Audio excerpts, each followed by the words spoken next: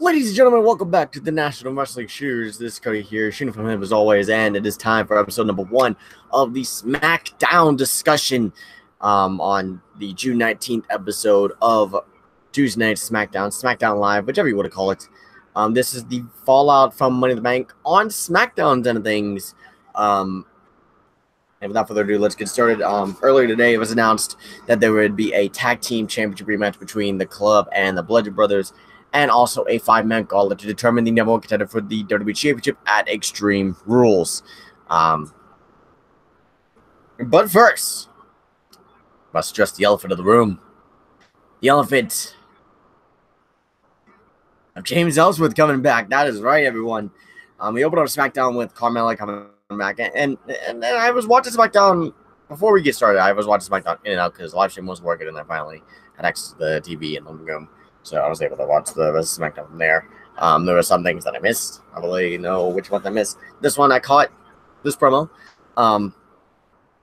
Carmella is out opening up the show, saying she dealt with self-confidence issues. And every time that someone has self-issues, according to Carmella, you should say, Mella is money.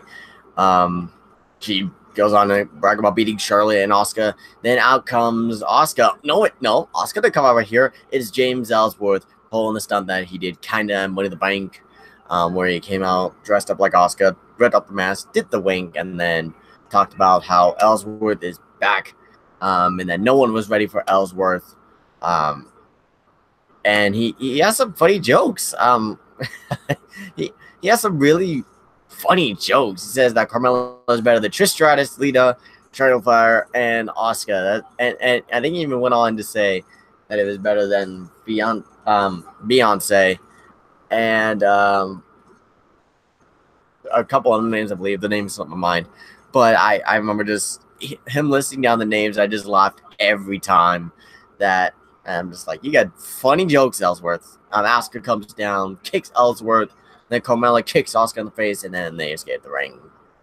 Nothing really special there. Just to kind of introduce Ellsworth back. Nothing really special with this opening segment, if I'm going to be honest with you, other than Ellsworth's SmackDown return. So pretty meh opening. Just meh. You know, next we get on to Billie Kay versus Becky Lynch. I missed this match because the live stream was acting up a bit.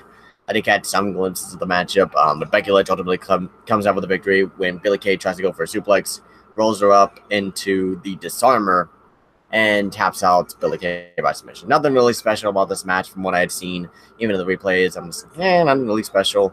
The Iconics, you know, I've heard they're supposed to be like Lay Cool, and they have a lot of similarities to Lay Cool, except obviously the Australian version of Lay Cool. Let's just put it like that. But I don't want Becky being beaten per se. But you got to give them momentum at some point, the Iconics. You know what I mean? But nothing really special to say about that. Next, we get Jeff Hardy cutting a promo about Shinsuke Nakamura, kneeing him in the face, low blowing him last week. And he's talking about how it took an effect on his face. And then he turns around and we see the face paint, that his eyes are wide open, and he's got the contacts in and all that. It looks like we're going to get Jeff Hardy Shinsuke Nakamura rivalry, which should be exciting. We got the face paint back, Jeff Hardy. I popped for that. Honestly, I popped pretty big for that. It was a good moment for me, and because I enjoyed Jeff Hardy with the face paint. The singles run just without the face paint, it just wasn't really doing it. But after that, we got SAnitY's debut coming up next. But before that, we get a backstage interview with Daniel Bryan. Says he's got legs, lungs, and heart. And he says that's gonna make it. That's gonna get him through the biggest, baddest superstars of the WWE and the Miz. This is how Bryan put it. You know, a little funny interview segment. But then we get the Usos versus SAnitY. Before that, we get a little Uso promo. That's pretty much just like, you gotta have screws loose. You know, we used to run around with face paint all the time, and you can have a few screws loose if you want to hang around here in the WWE. Well, they don't know SAnitY all that well, and the match doesn't really happen. It's a 3-on 3-on-2 assault, killing a most through Jimmy Uso, and then Alexander Wolf and Eric Young do their little neck breaker tag team move, and SAnitY wreaks havoc. Looks like we could be getting an Uso SAnitY thing as it's starting off, or this could be just like a message for the rest of the tag team division on SmackDown, which I think if anyone's going to take out the Bludgeon Brothers, this is your team. This is your team to do it. After this, we had backstage. Bludgeon Brothers prepare for the match. Go to commercial. Then we get Renee interviewing Nakamura. Nakamura says the referee was counting too fast and was not counting in Japanese, and that's why I lost against AJ Styles. But he says Jeff Hardy might have his eyes open, but if Hardy crosses them, Nakamura will close them shut. Really decent promo. I didn't catch it whenever it happened, but I did catch it on YouTube, or Twitter, I should say, afterwards on the whole thing. And I'm watching 205 Live a little bit. That's why I'm a little bit distracted. Next, we get a SmackDown Tag Team Championship rematch: the Good Brothers versus the Bludgeon Brothers. We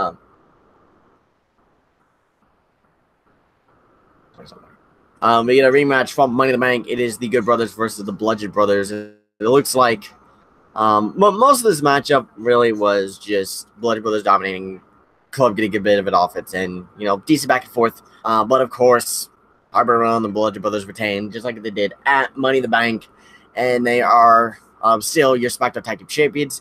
As they were leaving, Daniel Bryan comes down to the ring because it's now time for the Gauntlet matchup, and I didn't really think much of this, but you'll get a little bit more of it.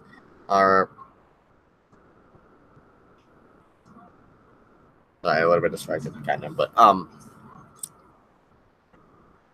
you'll see where this means down the line, But it's time for the Gauntlet matchup. The first two participants that are out there are Big E and Daniel Bryan. They put on a pretty decent matchup overall. Big back and forth. I flinch every time. Like, Big E does the spear. I get flashbacks to when he used to be dropped on his neck all the time. And I'm just like, be careful, because you have a bit of a responsibility right here. Please don't die.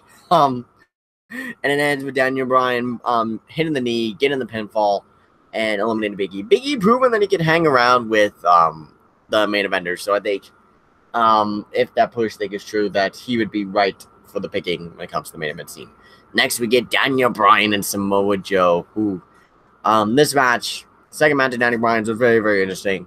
And it ended on the countout, which, I mean, people might complain, but at the same time, it doesn't make Joe look too weak. There's just like one simple mistake, and Bryan was able to get out of his key clutch because Joe was trying to wrap him up, and they'd be like, okay, I'm just going to throw him down, and I'm going to run to the ring, and Bryan's going to get counted out. Unfortunately, Bryan was not the one counted out. But after this, the Bludgeon Brothers come out and hit Daniel Bryan with their move, allowing the Miz to come down, Skull Crusher finale, 1, 2, 3. Bryan is eliminated. I got a question. Why did they do this to Bryan, and why is Bryan now going to be in a program with the Bludgeon Brothers? Presumably, Bryan's going to find a partner and could be competing for the SmackDown Tag Team Championships. That partner could very well be, maybe, just maybe, we could get a Team Hell No reunion, or maybe we could get something new. But then we get to the final match, The Miz versus Rusev. At this point, I think a lot of people consider this a win-win situation. I think really a lot of people were very happy with the participants. I know I was, because I mean it was a win-win-win-win-meh situation. But Big E was out, and after Big E got eliminated, it was like, okay, yeah, whoever wins, it's a win situation. Like, we could get Bryan or Styles, we could get Joe or Styles, we could get Rusev or Styles, or we could get Miz and Styles. Either way it goes, it was down to the Miz and Rusev, and I think people wanted one of these two men to end up winning it at the very end, and one of them ended up doing so. These two men go back and forth for a little bit, and it's a little bit weird because Rusev, I think, is still technically a heel, kinda, but he kind of played the face role in this whole thing against the Miz. And after back and forth counter, Rusev, after Miz is trying to do Daniel Bryan's thing, Rusev kicks him in the face, locks him in the accolade, and Rusev is finally going to get a WWE Championship matchup at Extreme Rules against AJ Styles. Afterwards, Styles comes down, shakes Rusev's hand, and then when Aiden tries to go do the same thing, he kind of gets a little cocky and gets punched in the mouth for it. Rusev is just kind of like, yeah, what the hell? Like, come on, what was that for? But Extreme Rules, WWE title match said it is Rusev versus AJ Styles for the WWE Championship. And please, I am begging. Please, give the WWE Championship to Rusev. I was wanting Nakamura to win the championship, but I think I want this even more. Rusev is over with the crowd. Rusev's got something similar to Daniel Bryan's story, just a little bit. He's got something that made himself over. The Rusev Day gimmick is over as hell. Rusev is over as hell. Styles' reign has gone on long enough, and it's ended. His last successful title defense was a good one. And I think if you get a good WWE Championship matchup out of Rusev versus AJ Styles at Extreme Rules, you can end it on a good note. And Rusev could be the champion, and everyone will get a pop out of it. I guarantee that'll get a pop. I guarantee if Rusev wins, he will get a major pop. I guarantee, heel or face, it does not matter. He will get a massive pop. Guaranteed. I guarantee it. And Styles is my favorite. But I want Rusev to become the WWE champion. And I was scared because it looked like this gimmick wasn't gonna go over. And now Rusev has got a WWE championship. Hey, long time no here. Jeff Hardy for WWE title. Hey, one day, man. I'm not against that one day. Long time no here, shit about Castle. Sorry. Overall, the SmackDown, it really came down to the Gauntlet matchup, and that's kind of normal. For the Gauntlet matches, they really focus on just that alone when it comes to Raw SmackDowns, having Gauntlet matches. They usually go for quite a while. This was no different. Other than that, it wasn't really that eventful, I'm going to be honest with you, but the Gauntlet matchup was really nice. Very much enjoyed it, and this SmackDown was alright, you know. It was alright. Tag team title match was okay. The SAnitY debut, I think that was a good thing. I think that was a good thing that they just beat down the Usos. No match just yet. Still going on. I'm about to wrap this up. Shield Battle Council. Hey, next week though, if you're on, man, for sure, 100% for sure, man.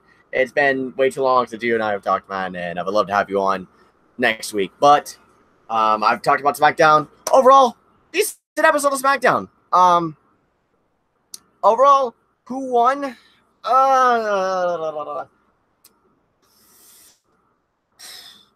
I'll leave it up to you guys. Who do you think win Raw, SmackDown? Down in the comments. If I had to pick, I guess Raw. I guess Raw. Not that SmackDown wasn't good. Not that the Gauntlet match wasn't that good. I'm just saying that Raw had a bit more to offer on the table this week.